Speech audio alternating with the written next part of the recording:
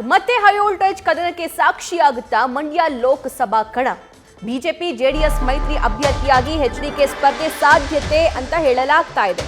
ಕಾಂಗ್ರೆಸ್ನಿಂದ ಸಂಸದೆ ಸುಮಲತಾ ಅಂಬರೀಶ್ ನಿಲ್ಲಿಸೋದಕ್ಕೆ ಚಿಂತನೆ ನಡೀತಾ ಇದೆ. ಇನ್ನು ಘಟಾನುಘಟಿಗಳ ಸ್ಪರ್ಧೆಯಿಂದ ಮಂಡ್ಯದಲ್ಲಿ ಹೈ ವೋಲ್ಟೇಜ್ ಕದನ ನಿರ್ಮಾಣ ಆಗುತ್ತೆ. ಸಚಿವ ಚಲುವರಾಯಸ್ವಾಮಿಗೆ ಮಂಡ್ಯ ಪವರ್ ಕೈ ತಪ್ಪುವಂತಹ ಆತಂಕ ಸದ್ಯಕ್ಕೆ ಎದುರಾಗಿದೆ.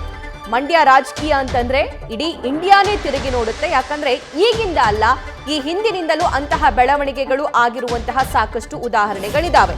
ಈ ಬಗ್ಗೆ ಮತ್ತಷ್ಟು ಲೈವ್ ಡೀಟೇಲ್ಸ್ ನಮ್ಮ ಪೊಲಿಟಿಕಲ್ ಕರೆಸ್ಪಾಂಡೆಂಟ್ ಗಣಪತಿ ನೀಡ್ತಾ ಹೋಗ್ತಾರೆ. ಗಣಪತಿ, ಈ ಸಲಾನೂ ಕೂಡ ಮಂಡ್ಯ ಕಣ ರಣಕಣ ಆಗುವಂತಹ ಎಲ್ಲಾ ಸಾಧ್ಯತೆಗಳಿದಾವೆ. ಸೊ ಈ ಬಗ್ಗೆ ಹೆಚ್ಚಿನ ಡೀಟೇಲ್ಸ್ ಏನೇನಿದೆ? ಸಭಾ, ಇಲ್ಲಿ ಪ್ರಮುಖವಾಗಿ ಮಂಡ್ಯ ಜಿಲ್ಲೆಯಲ್ಲಿ ಇರುವಂತಹ ಹಿಡಿತ ಚಲುವರಾಯಸ್ವಾಮಿ ಅವರು, ಸಚಿವ ಚಲುವರಾಯಸ್ವಾಮಿ ಅವರು ಇಡೀ ಜಿಲ್ಲೆಯ ಹಿಡಿತಗಳನ್ನು ತೆಗೆದುಕೊಳ್ಬೇಕು ನಿಟ್ಟಿನಲ್ಲಿ ಒಂದಷ್ಟು ತಂತ್ರಗಾರಿಕೆಯನ್ನು ಆರಂಭಿಸಿದ್ದಾರೆ.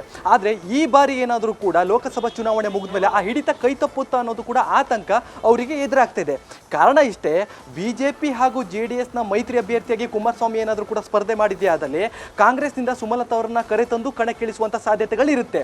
ಈ ನಿಟ್ಟಿನಲ್ಲಿ ಸುಮಲತಾ ಏನಾದರೂ ಕೂಡ ಮಂಡ್ಯದಲ್ಲಿ ಸ್ಪರ್ಧೆ ಮಾಡಿ ಕಾಂಗ್ರೆಸ್ನಲ್ಲಿ ಗೆದ್ದಿದ್ದೇ ಆದಲ್ಲಿ ಆ ಹಿಡಿತ ಕೈ ತಪ್ಪುವಂತ ಸಾಧ್ಯತೆಗಳು ಇರೋದ್ರಿಂದ ಎಲ್ಲೋ ಒಂದ್ ಕಡೆ ಚಲುವರಾಯಸ್ವಾಮಿ ಅವರು ಮುಂದಿನ ದಿನಗಳಲ್ಲಿ ಏನಾದರೂ ಕೂಡ ಸಂಪೂರ್ಣವಾಗಿ ಕಾಂಗ್ರೆಸ್ ಅಭ್ಯರ್ಥಿಯಾಗಿ ಕಣಕ್ಕಿಳಿದ ಸುಮಲತಾ ಅವರಿಗೆ ಸಪೋರ್ಟ್ ಮಾಡ್ತಾರೆ ಅನ್ನೋದು ಕೂಡ ಒಂದಷ್ಟು ಕುತೂಹಲ ಇದೆ. ಹೀಗಾಗಿ ಈ ಬಾರಿಯ ಚುನಾವಣೆಯಲ್ಲಿ ಚಲುವರಾಯಸ್ವಾಮಿ ಅವರು ನಿಜವಾಗ್ಲೂ ಕೂಡ ಸಂಪೂರ್ಣವಾಗಿ ಸಪೋರ್ಟ್ ಮಾಡ್ತಾರಾ, ಇಲ್ಲ ಹೊಂದಾಣಿಕೆಯ ಒಂದಷ್ಟು ರಾಜಕೀಯದಲ್ಲಿ ತಲ್ಲೀನರಾಗ್ತಾರೆ ಅನ್ನೋದು ಕೂಡ ಒಂದಷ್ಟು ಪ್ರಶ್ನಾರ್ಥಕವಾಗಿರುವಂಥದ್ದು. ಹೀಗಾಗಿ ಅವರು ನೇರವಾಗಿ ಸುಮಲತಾಗೆ ಸಪೋರ್ಟ್ ಮಾಡಿದ್ದೆ ಆದಲ್ಲಿ ಅದು ಒಂದು ರೀತಿಯಾದಂಥ ಬೇರೆ ರೀತಿಯ ರಾಜಕೀಯ ಆಗುತ್ತೆ. ಯಾಕಂತಂದ್ರೆ ಜಿಲ್ಲೆ ಹಿಡಿತವನ್ನು ಕೂಡ ಕೈ ತಪ್ಪುವಂಥ ಸಾಧ್ಯತೆಗಳಿರುತ್ತೆ. ಈ ನಿಟ್ಟಿನಲ್ಲಿ ಸ್ಥಳೀಯ ನಾಯಕರ ಚರ್ಚೆಗಳ ಪ್ರಕಾರ ನೇರವಾಗಿ ಚಲುವರಾಯಸ್ವಾಮಿ ಅವರು ಜಿಲ್ಲೆಯ ಹಿಡಿತಕ್ಕಾಗಿ ಹೊಂದಾಣಿಕೆಯ ರಾಜಕಾರಣ ಮಾಡುವಂಥ ಸಾಧ್ಯತೆಗಳಿದೆ ಅಂತ ಸ್ಪಷ್ಟವಾಗಿ ಹೀಗೆ ಬರುವಂಥ ಸುದ್ದಿಗಳು.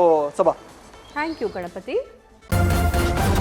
ನ್ಯೂಸ್ ಫಸ್ಟ್, ನಿರ್ಭೀತಿಯಿಂದ ನಿಮ್ಮ ಪರವಾಗಿ.